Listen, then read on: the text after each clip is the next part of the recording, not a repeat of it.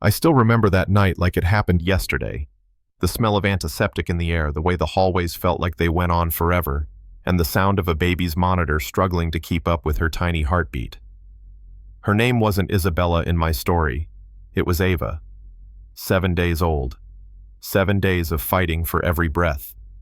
And me, I was the guy holding the keys to the town car parked outside, the guy everyone called driver, with a nod that never quite reached their eyes. Her mother, Grace Morgan, a woman who could stop a room just by walking in, was curled up in a chair by the NICU window. She'd spent a fortune on the best specialists money could buy, and still they told her the same thing. "I'm sorry, there's nothing more we can do." I watched her rock that baby girl and thought, how can a place full of people who swear an oath to heal be so empty of hope? Back then, nobody knew I had a secret. Nobody knew I wasn't just a driver. I'd gone to med school top of my class, but the doors that opened for others slammed in my face. Wrong background, wrong connections, wrong skin. After 3 years of rejection letters, and maybe next year, I gave up the white coat and took whatever work I could get. Being underestimated became a strange kind of shield. People don't suspect the driver knows the difference between a crossmatch and a liver panel. But that night, staring through the glass at Ava's purple lips, I couldn't stay silent anymore. I reached into my wallet and felt the envelope I'd been carrying for 15 years, my old blood test results. 1 in 500,000 they'd told me back then. Like winning the genetic lottery. My blood type was exactly what Ava needed. I could save her. At 6 the next morning, before the halls filled with scrubs and clipboards, I stopped Grace outside the NICU. My hands were shaking, but my voice was steady.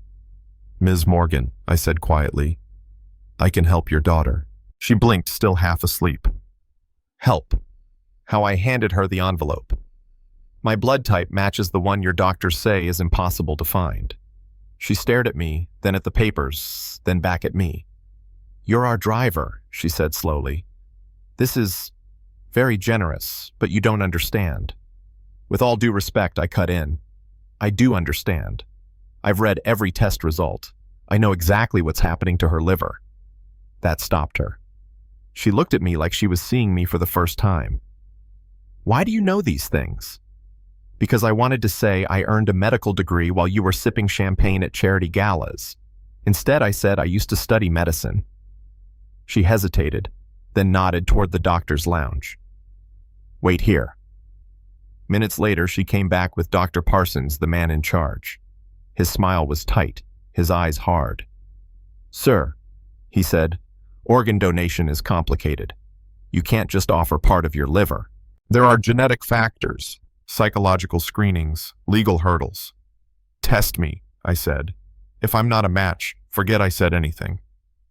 Dr. Parsons raised an eyebrow. "Why would a man who's been working here 6 months want to donate to a stranger's child?" Grace looked down at her shoes. The question hung in the air, heavy and ugly. I felt heat climb up my neck. "Because she's dying," I said. "Because I can." The doctor gave a thin smile. "We'll see." 3 days later, my phone buzzed at dawn. "Mr. Steele," the voice said. "Mr. Steele, the driver. Not Dr. Steele, the physician I used to be. You're a perfect match. Statistically impossible." I closed my eyes. Finally. But when I walked into the hospital, Grace was crying and Parsons wouldn't meet my eyes. "The ethics committee has declined the surgery," he said flatly. "Too many risk factors. Too much liability." Translation, they didn't trust me. They didn't trust a black man offering part of his liver to a white millionaire's baby. That night in my apartment, I opened my laptop. I'd spent years pretending not to be who I was.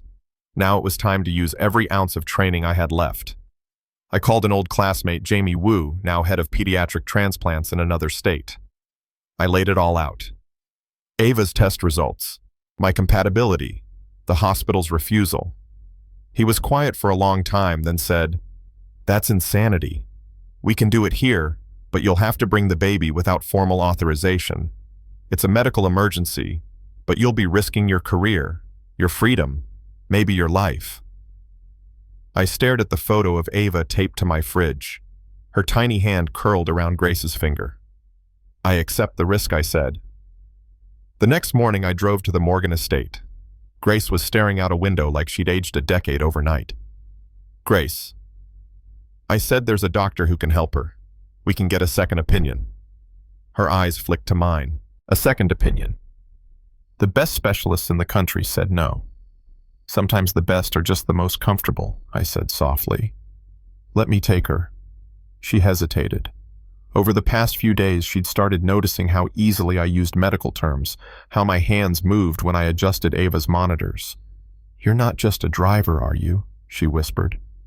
I took a deep breath. No, ma'am. I'm Dr. Marcus Steele. I haven't practiced in years, but I never stopped being a doctor. Grace's mouth opened and closed. Finally, she said, If anything happens to her, I take full responsibility, I said. But if we do nothing, she's gone. At 5 a.m. the next day, we loaded Ava into the back seat of my car.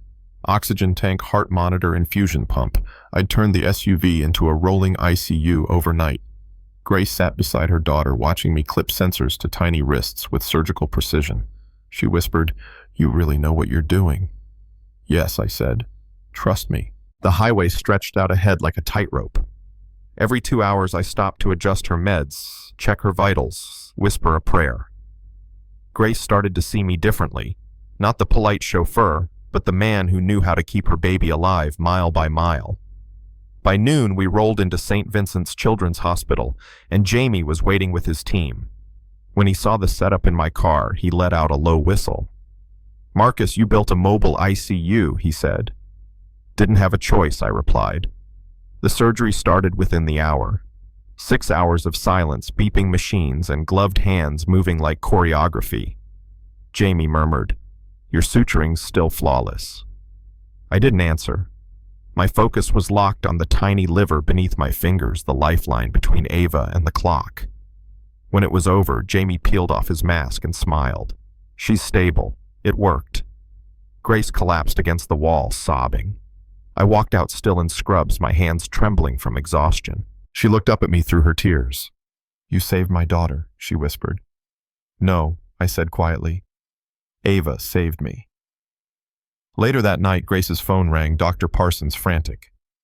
Mrs. Morgan, we've learned your child was transferred illegally. Grace cut him off, her voice like ice. You had months to save her and chose not to. He did in one day what you wouldn't in a lifetime. Don't call here again unless it's to apologize in court. News traveled fast. Headlines popped up, Black doctor disguised as driver saves millionaire's baby. The hospital launched an investigation.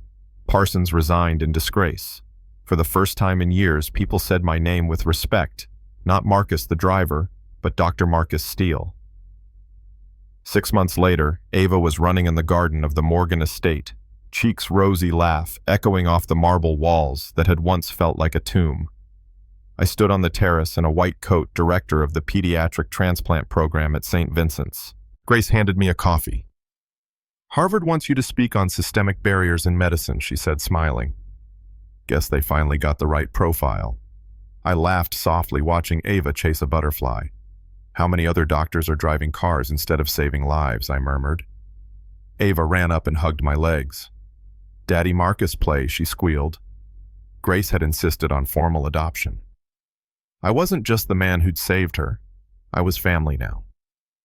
That night, tucking her into bed, I thought about the 15 years I'd spent hiding, about the system that nearly let her die, and about the quiet revolution one desperate act had started. Sometimes winning isn't about tearing the old walls down. It's about proving they were never built on truth to begin with. So tell me now that you've heard my story, what would you have done if you had the power to save a life, but every door was slammed in your face? Would you break the rules? Would you risk everything? Leave your thoughts in the comments below. Let's talk about what's right, what's wrong, and how we treat the people we least expect to be heroes. And if this story hit you as hard as it hit me living it, share it. Because someone out there needs to know that compassion and courage can still win against prejudice, even when the whole system says no.